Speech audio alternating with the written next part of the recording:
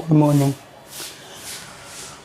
आज की क्लास में हम कार्ब धात्विक यौगिकों की बात कर रहे हैं, ऑर्गेनोमेटेलिक।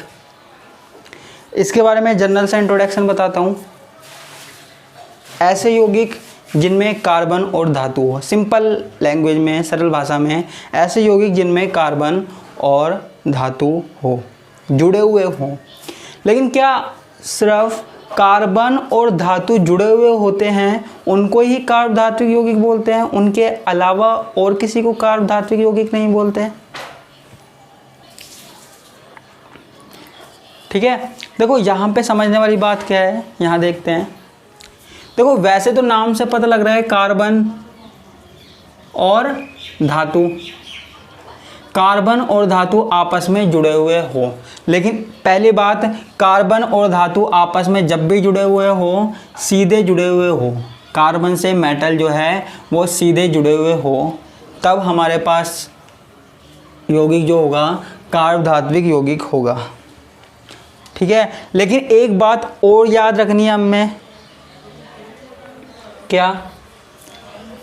जब भी कार्बन किसी ऐसे तत्व से जुड़ा हुआ होगा, जरूर नहीं है कि धातु से जुड़ा हुआ, कोई भी एलिमेंट है, कोई भी एलिमेंट से जुड़ा हुआ है, लेकिन वहाँ पे क्या होना चाहिए, वहाँ पे जो कार्बन वाला भाग है वो ज़्यादा विद्युत ऋणी होना चाहिए और ये विद्युत धनी होना चाहिए।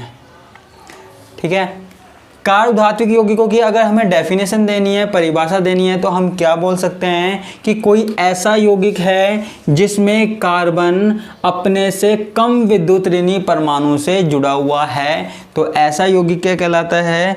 कार्ब धात्विक यौगिक कहलाता है। क्या कहलाता है? कार्ब धात्विक यौगिक कहलाता है।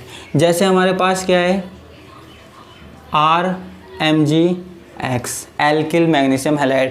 देखो यहाँ पे कार्बन के ऊपर होता है माइनस और मैग्नीशियम के ऊपर होता है प्लस, यानी कि जो कार्बन है वो धातु से ज़्यादा विद्युत ऋणी है। तो जरूरी नहीं है कि धातु जुड़ा हुआ हो उसे ही कार्ब धात्विक यौगिक बोलें। सीधी सी बात है, जब कार्बन परमाणु ऐसे धातु से जुड़ा हुआ हो जिसकी विद्युत ऋणता कार्बन से कम हो, तो ऐसा यौगिक क्या कहलाता है?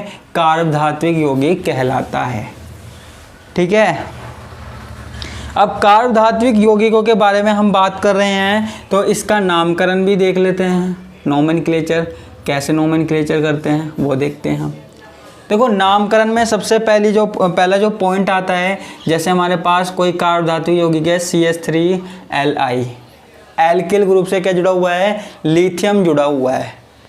ठीक है, अब देखो इसका नाम सीधे सीधे देंगे। कैसे? कार्बन जो ग्रुप है उसका नाम लिखेंगे, लिख दिया भैया। क्या लिख दिया हमने? मैथिल। और उसके बाद जो धातु है उसका नाम लिखेंगे। क्या लिख दिया?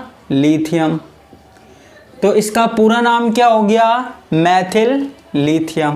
देखो लेकिन एक सिंपल सी बात याद रखनी है, हमने नाम तो लिख दिया सीधे सीधे, लेकिन इन नाम के बीच में गैप नहीं होना चाहिए भाई, इनके बीच में गैप नहीं होना चाहिए। अगर इनके बीच में गैप होगा तो वो नाम गलत माना जाएगा, इनके बीच में गैप नहीं होना चाहिए।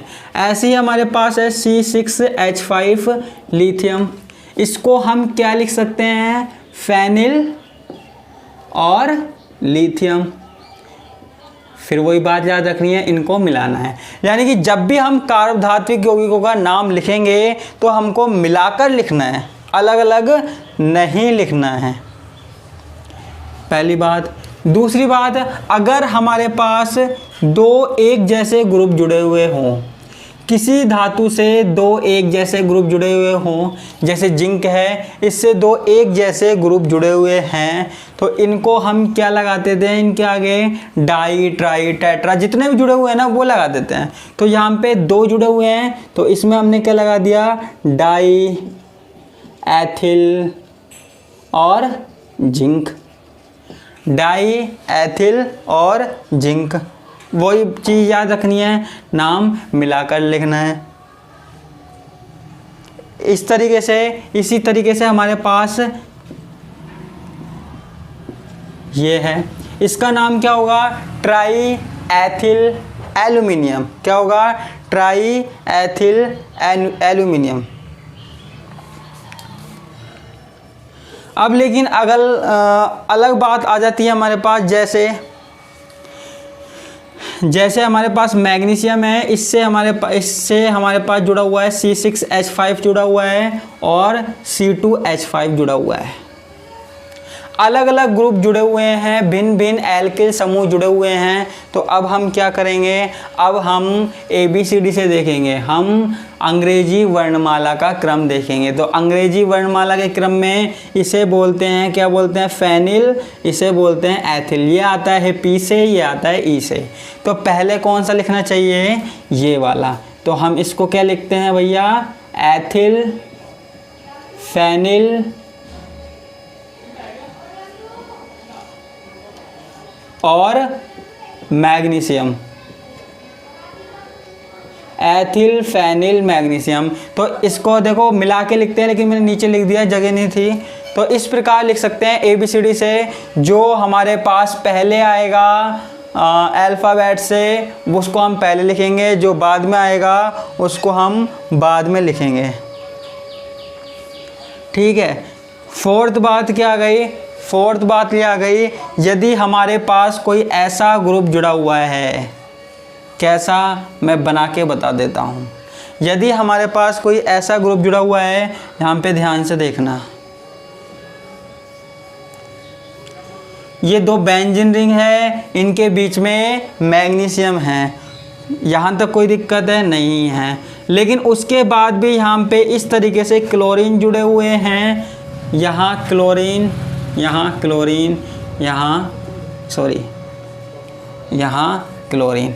अब देखो यहाँ पे दिक्कत वाली बात क्या है, दिक्कत वाली बात क्या है कि यहाँ पे इस बेंजीन रिंग से भी ये ग्रुप जुड़े हुए हैं। अब इनको नाम देना है, तो इनको भी हम नाम देना है तो कैसे देंगे, डाई ट्राई टेट्रा करके देते हैं, लेकिन 2 बार देना पड़ेगा हमको, और हमको यहाँ पे क्या है, कन्फ्यूजन भी हो सकता है। कन्फ्यूजन क्यों हो सकता है, जैसे हमारे पास 3 जुड़े हुए हैं और हमने क्या लगा दिया, ट्राई लगा दिया, हमने क्या लगा दिया, ट्राई, और क्या लिखा, ट्राई फेनिल, क्या लिखा, ट्राई फेनिल। और उसके बाद क्लोरीन कैसे लिखेंगे भाई, क्लोरीन में दिक्कत आएगी।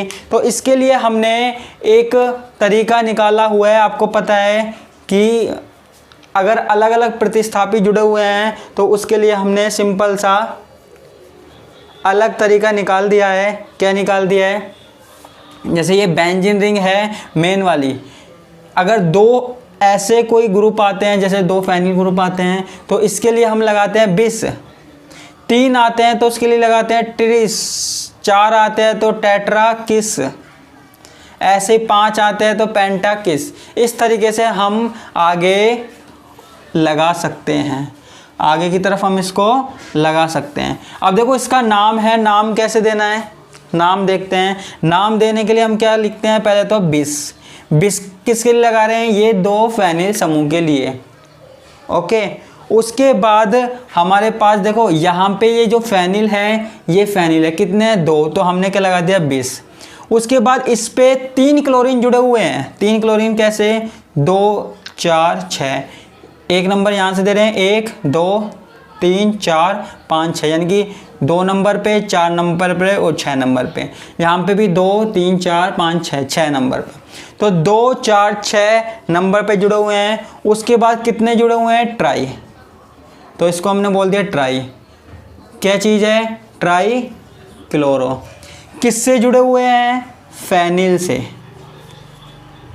किससे जुड़े हुए हैं, फेनिल से। और लास्ट में हमारे पास क्या है, जो धातु है, धातु का नाम बाद में लिखते हैं। तो हमने यहाँ पे क्या लिख दिया, मैग्नीशियम।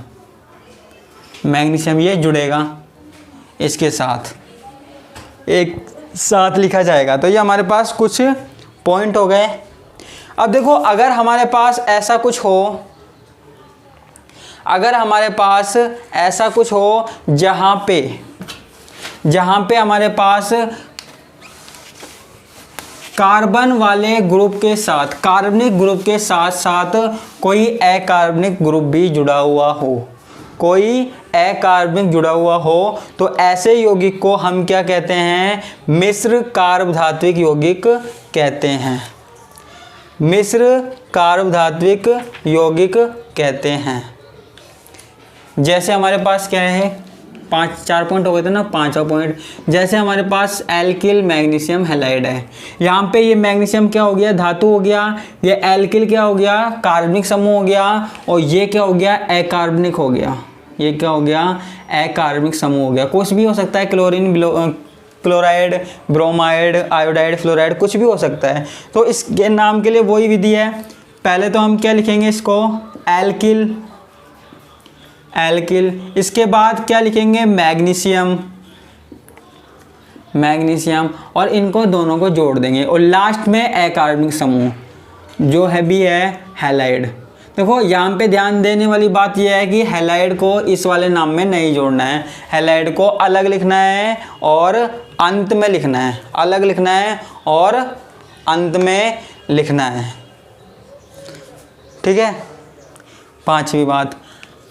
अब एक आते हैं कार्बोनिल यौगिक आते हैं। क्या आते हैं? कार्बोनिल यौगिक आते हैं। कार्बोनिल यौगिक जैसे हमारे पास है FeCO5। जब कार्बोनिल यौगिक की बात होगी तो उसमें धातु आयन बाद में नहीं लिखेंगे, उसमें धातु आयन पहले लिखेंगे। तो हमने यहाँ पे धातु आयन क्या लिख दिया? आयरन लिख दिया। क्या लिख दिया? आयरन लिख दिया। और आगे क्या लिख देंगे हम? पेंटा कार्बोनिल। क्या लिख देंगे? पेंटा कार्बोनिल। दिख रहा होगा आपको, पेंटा कार्बोनिल। यहाँ पे देखो 5 है तो इसलिए कील लगा दिया पेंटा, और इसको हम बोल रहे हैं कार्बोनिल। तो ये कुछ सामान्य से नामकरण के बात हो गई थी। एग्जाम में पूछ लिया जाता है सीधा सीधा, कार्बधातुक यौगिक क्या होते हैं, इनका नामकरण बताइए और इनका वर्गीकरण बताइए। आगे की क्लास में हम और वर्गीकरण इसका देखेंगे।